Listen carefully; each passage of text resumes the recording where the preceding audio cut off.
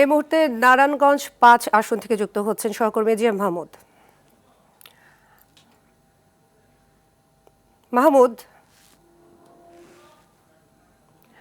মাহমুদ, এই মুহূর্তে নারায়ণগঞ্জ ৫ আসনের নির্বাচনী পরিবেশ কেমন দেখতে পাচ্ছেন? সবকিছু ঠিক আছে কিনা, কোনো অনিয়ম হয়েছে কিনা, বিস্তারিত জানাবেন।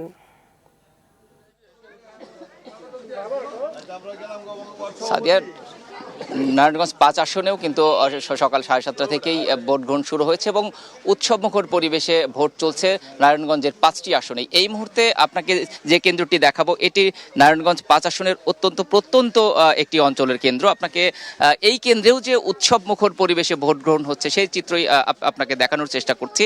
এখানে নারী পুরুষ তারা কিন্তু সমান তালে ভোট দিচ্ছেন এবং তাদের পছন্দের প্রার্থীকে বেছে নিতে পারছেন। এই বিষয়টি তারা কিন্তু খুব উচ্ছ্বাসের সাথে আমাদের কাছে প্রকাশ করেছেন। এখানে সব বয়সী মানুষের উপস্থিতি রয়েছে এবং এই ভোট অনেকেই অনেক বছর পর দিতে পেরেছেন এমন কথা কিন্তু তারা বলেছেন।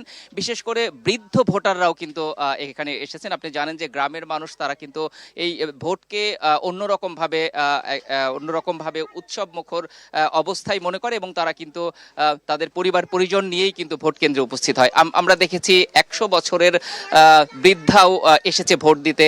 আমরা দেখেছি অসুস্থ মানুষও তারা কিন্তু ভোটে অংশ নিয়েছে। অর্থাৎ এই ভোট যে বাঙালির কাছে একটি আবেগের জায়গা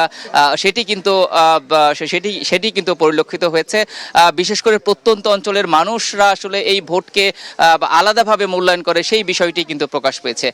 নারায়ণগঞ্জ ৫ আসনে আপনি জানেন যে ৫.৫ লক্ষাধিক ভোটারের আসন। এখানে ১০ জন প্রার্থী প্রতিদ্বন্দ্বিতা করছে। বিশেষ করে বিএনপি এবং ১১ দলীয় জোট, সেই সাথে স্বতন্ত্র প্রার্থীও রয়েছে।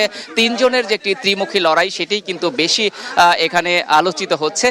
সেই বিষয়কে কেন্দ্র করে বলা যায় যে আসলে ভোটের ছোঁয়া সারা বাংলাদেশেই শহর থেকে গ্রাম সব জায়গায় যে সমানভাবে সমান তালে উৎসবমুখর পরিবেশেই অনুষ্ঠিত হচ্ছে সেই বিষয়টি কিন্তু এখানে এসেও পরিলক্ষিত হচ্ছে।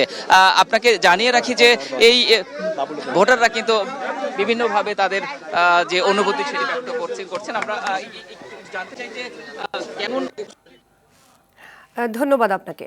ভোট গ্রহণের বিষয়ে জানাতে ঝিনাইদহ থেকে সরাসরি যোগ দিচ্ছেন সহকর্মী শিপলু জামান। শিপলু, সারা দেশে মোটামুটি শান্তিপূর্ণভাবে এবং উৎসব মুখর পরিবেশে ভোট গ্রহণ হচ্ছে, তো আপনি যে কেন্দ্রে আছেন সেখানকার ভোটের পরিবেশ কেমন দেখছেন, আইন শৃঙ্খলা পরিস্থিতি কেমন দেখছেন আমাদের জানাবেন। সাদিয়া, আমি ঠিক ঝিনাইদহ ৪টি সংসদীয় আসন নিয়ে বেশ কয়েকটি কেন্দ্র ঘুরে দেখেছি। জাতীয় সংসদ নির্বাচন এবং গণভোট কিন্তু একসাথে অনুষ্ঠিত হচ্ছে। এই ভোটকে কেন্দ্র করে নিয়ে কিন্তু উৎসবমুখর পরিবেশে ভোট অনুষ্ঠিত হচ্ছে। সকালে ঠিক ভোটার উপস্থিতি অত্যন্ত লক্ষণীয় ছিল, কিন্তু দুপুরের নাগাদ ভোটার উপস্থিতি কমে গেছে।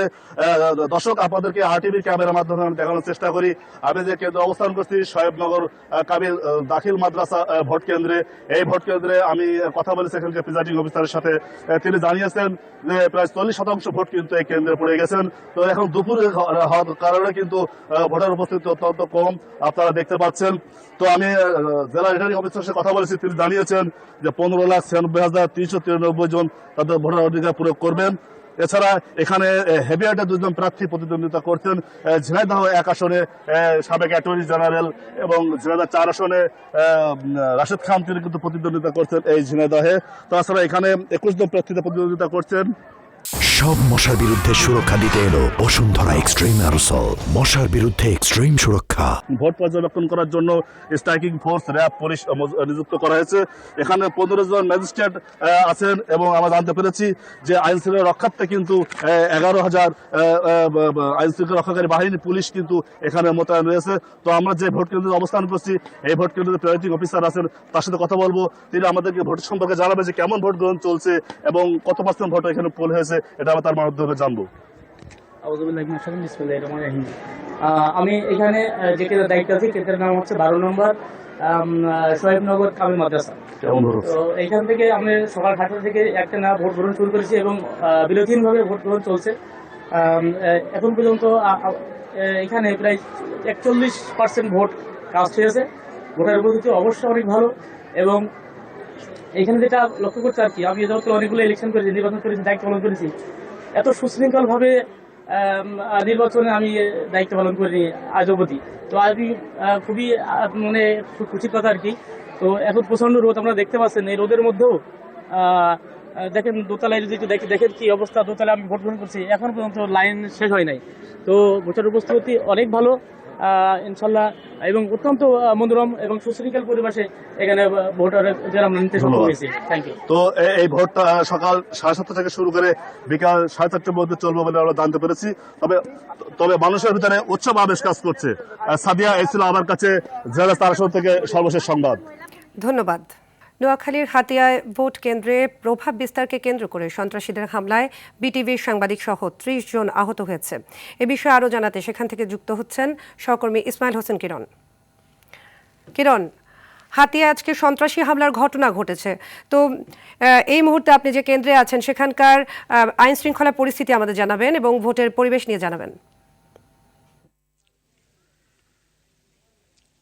জি সাদিয়া, আপনাকে অসংখ্য ধন্যবাদ। আপনি জানেন যে জাতীয় সংসদ নির্বাচনকে কেন্দ্র করে নোয়াখালী হাতিয়ায় সকাল থেকে বিচ্ছিন্ন অনেকগুলো ঘটনা ঘটছে। এইসব ঘটনাদের মধ্যে নারী ভোটার এবং কর্মী সমর্থকদের কেন্দ্রে যেতে বাধা দেওয়ার মতো ঘটনা ঘটছে, এবং বিশেষ করে গ্রাম অঞ্চলে এনসিপির নেতাকর্মীদেরকে কেন্দ্রে যাওয়ার ক্ষেত্রে বাধা দেওয়ার মতো ঘটনা ঘটছে।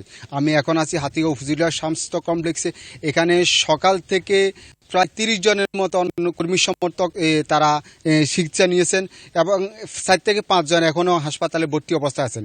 আমি খোঁজ নিয়ে দেখেছি এইসব আহত নেতাকর্মীদের ভিতরে অধিকাংশ নেতাকর্মী 11 দলীয় জোট আব্দুল হান্নান মাসুদের কর্মী সমর্থক। এছাড়া হাতিয়াতে আরও বেশ কিছু ঘটনা ঘটছে। তার মধ্যে আব্দুল হান্নান মাসুদের গাড়ি বহরে থাকা বিটিভির সাংবাদিক মিরাজউদ্দিনের উপর দুর্বৃত্তরা হামলা করছে। তারা তাকে কুপিয়ে জখম করেছে, তাকে উপজেলা স্বাস্থ্য কমপ্লেক্সের মাধ্যমে চিকিৎসা দেওয়া হয়েছে।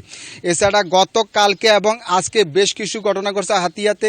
এদের মধ্যে আমি কথা বলছি উপজেলা বিএনপির নীতি নির্ধারকদের সাথে। তারা আমাকে জানিয়েছেন গতকালকে বুমিন বাজারে তাদের এক কর্মীকে ছুরিকাঘাত করা হয়েছে। এছাড়া নিজুম দ্বীপে তাদের 4 কর্মীকে ছুরিকাঘাত করা হয়েছে। তবে আজকে সকাল থেকে বিভিন্ন কেন্দ্রে প্রভাব বিস্তারকে কেন্দ্র করে যে সব হামলার ঘটনা ঘটছে তার মধ্যে অধিকাংশ এনসিপি এবং 11 দলীয় কর্মী আহত হওয়ার খবর পাওয়া গেছে। তবে এসব ঘটনার মধ্যেও হাতিয়াতে এখন পর্যন্ত কোথাও কেন্দ্র দখল করার মতো কোনো ঘটনা ঘটেনি। যেসব ঘটনা ঘটছে তার অধিকাংশই কেন্দ্রের বাইরে বিচ্ছিন্ন গ্রাম অঞ্চলে এবং রাস্তাঘাটে এসব ঘটনা ঘটছে। তবে আইনশৃঙ্খলা বাহিনীকে খুবই তৎপর থাকতে দেখা গেছে। বিশেষ করে হাতিয়ার 160টি কেন্দ্রে প্রায় 7 জন ব্রাহ্মণ আদালত তাদের নিরাপত্তায় এবং আইনশৃঙ্খলা রক্ষায় কাজ করছেন। এ ছিল হাতিয়া থেকে আমার কাছে জাতীয় সংসদ নির্বাচনের সর্বশেষ। সাদিয়া, ধন্যবাদ আপনাকে। ভোট গ্রহণের বিষয়ে আরও জানাতে গলাচিপা থেকে সরাসরি যোগ দিচ্ছেন আরেক সহকর্মী আইয়ুব খান।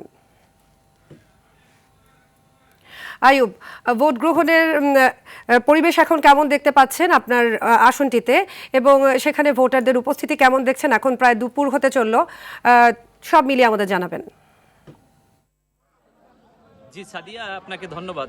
আমি রয়েছি পটুয়াখালী 3 আসনে, সবচেয়ে পটুয়াখালী জেলার মধ্যে একটি আলোচিত একটি আসন। এই আসনটিতে সকাল 7:30 থেকে এখানে ভোট অনুষ্ঠিত হয়েছে। সকালে একদম 7:30টার দিকে আমরা বিভিন্ন সেন্টারে দেখেছি যে ভোটারদের উপস্থিতি, উপচে পড়া ভিড় ছিল এবং স্বাচ্ছন্দ্যেই তারা এই উপস্থিতি হয়েছেন এবং ভোট দিয়েছেন। কিন্তু বেলা বাড়ার সাথে সাথে কিছু ভোটার বেড়েছে।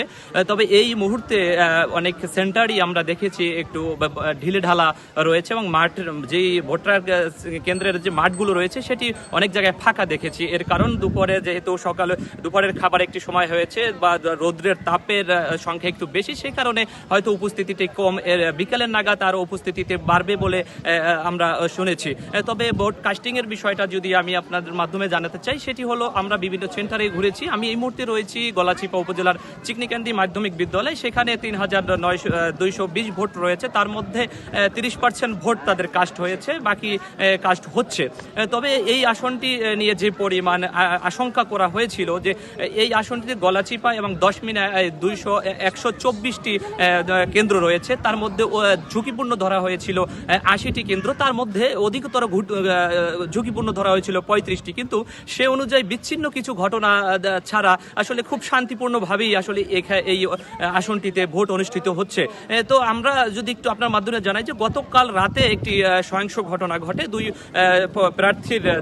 প্রার্থীর সমর্থকের মাধ্যমে তার মধ্যে 15 জনের মতো আহত হয়েছে, তার মধ্যে গুরুতর আহত হয়েছেন 3 জন, এমনটি আমরা খবর পেয়েছি।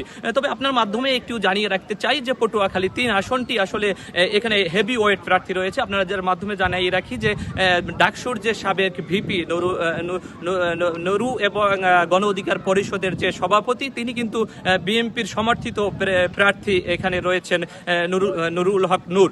এছাড়া তার যে প্রতিদ্বন্দ্বী প্রার্থী রয়েছে স্বতন্ত্র প্রার্থী তিনি কিন্তু নির্বাহী কমিটির সাবেক বহিষ্কৃত নেতা হাসান মামুন।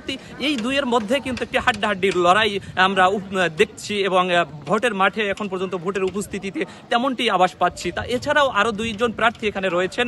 পাংখামাখড়ার প্রার্থী রয়েছে পাখামাখড়া ইসলামী আন্দোলনের আবু বক্কর সিদ্দিক, এছাড়া যে দাড়িপাল্লা মাখড়ায় যিনি এখানে প্রতিদ্বন্দ্বিতা করছেন অধ্যাপক শাহ আলম, তাদেরকেও কিন্তু আমরা মাঠে দেখেছি। আমরা সকালে দেখেছি যে নুরুল হক নূর তিনি কিন্তু গলাচিপা সদরের 5 নং ওয়ার্ডে কিন্তু এই গলাচিপা মাধ্যমিক বিদ্যালয় মাঠে কিন্তু ভোট দিতে দেখেছি।